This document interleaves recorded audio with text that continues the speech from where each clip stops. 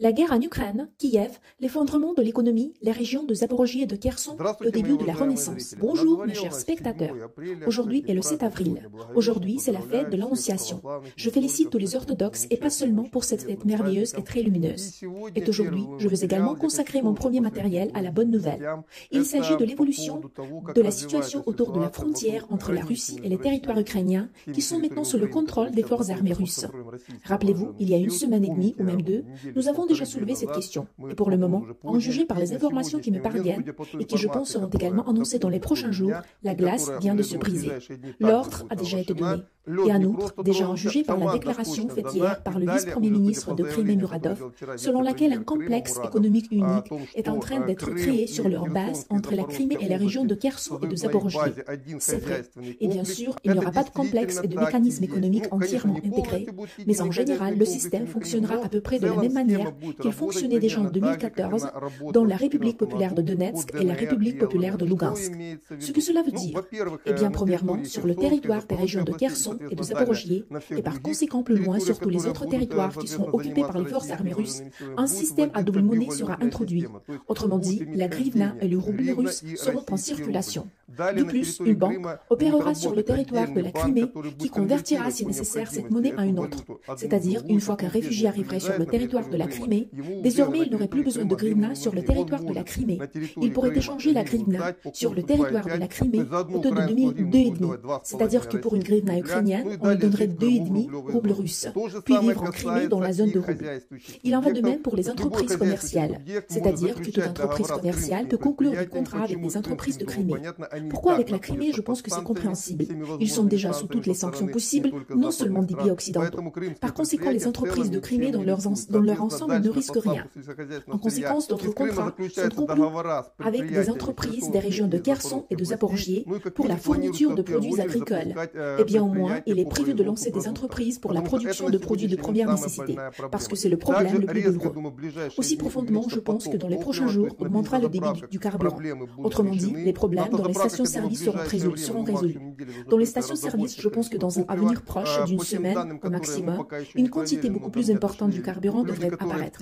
Selon les données qui n'ont pas encore été vérifiées, mais qui nous sont parvenues, on dit que très probablement à partir de lundi, la frontière russe avec la Crimée en tant que douane fonctionnera selon les nouvelles règles. Et le moment venu, il sera déjà possible de dire que la région de Kherson et Zaporogie et la Crimée vont fonctionner en tant qu'un seul complexe économique. Donc, comme on le constate, si vous frappez constamment à la porte, elle s'ouvre. De là, je veux dire aux habitants des régions de Kherson et de Zaporogie, je pense que les moments les plus difficiles pour vous sont déjà terminés sur le plan économique. Et en même temps, il y a un grand nombre de rapports selon lesquels les banques ukrainiennes violent même le décret de Zelensky. D'après mes sources, selon le décret de Zelensky, des soi-disant crédits vacances ont été annoncés pour tous les citoyens ukrainiens pour une période de 2 mois. Eh bien, 2 mois n'ont pas eu le temps de s'écouler que les banques ukrainiennes ont prétendu qu'il n'y avait aucun décret. Et ils ont commencé à facturer les cartes bancaires des citoyens ukrainiens qui ont perdu leur emploi. Mais il n'y a pas d'emploi en Ukraine actuellement. La plupart des Ukrainiens ne travaillent pas. Cependant, certaines allocations pour ceux qui ont perdu leur emploi sont versées des montants de 6500 hryvnia. Certes, il existe également des rapports selon lesquels tout le monde ne bénéficie pas déjà de ces allocations. De gré ou de force, certaines banques retirent ces allocations. Et par ces allocations, ils remboursent les empreintes qui pèsent sur ces mêmes citoyens. Autrement dit, une sorte d'anarchie économique commence sur le territoire contrôlé par Kiev. Et oui, j'ai presque oublié. Dans le même temps, sur les territoires en région de Kherson et de Zaporogie, il a déjà été annoncé que ces citoyens ne sont plus obligés de rembourser d'anciens emprunts pour les dettes ukrainiennes. Ceci, permettez-moi de vous le rappeler, est le schéma de Crimée. Exactement le même schéma a été mis en œuvre en Crimée. Et en fait, il se réalise actuellement dans tous les territoires qui sont sous le contrôle des forces armées russes. Mais revenons à notre Ukraine, qui est désormais encore sous le contrôle du Kiev officiel. Autrement dit, il semblerait que c'est un État à part. Il existe des lois, mais elles ne sont plus appliquées par les banques. Les banques ont leur propre intérêt et les défendent. Ils ne se soucient pas des décrets de Zelensky. Bien qu'il soit possible qu'il existe un autre, une sorte de décret secret que personne n'annonce à la population ukrainienne. Mais je pense que le point le plus probable dans ce cas est qu'un décret pour les banques n'est pas un décret. Eh bien, l'exode des personnes du territoire ukrainien se poursuit également. Et tout d'abord, ce sont des personnes à l'âge du travail qui auparavant travaillaient dans des entreprises. Et ils ne reviendront certainement plus. Le flux quotidien approximatif est aujourd'hui de 500 000 à 100 000 personnes. Et l'Ukraine perd rapidement des gens. Il faut que vous puissiez comprendre pourquoi cela se produit. Vous dites, bon, là seulement les femmes partent, mais les hommes restent. Le fait que oui, la plupart des femmes partent maintenant à l'étranger, mais aussi les hommes qui ont la possibilité de se défiler de l'armée, même dans les conditions de ce plan de mobilisation. Mais la vérité est que la grande majorité des hommes ukrainiens ne veulent pas se battre. Ils se cachent de la mobilisation. En conséquence, ils ne peuvent pas par définition participer à la vie économique du pays. Car dès qu'ils se présentent à leur entreprise, ils reçoivent une citation, ils reçoivent une mitraillette. Et c'est alors qu'ils ne peuvent plus travailler dans l'entreprise, sauf ceux qui possèdent une armure appropriée.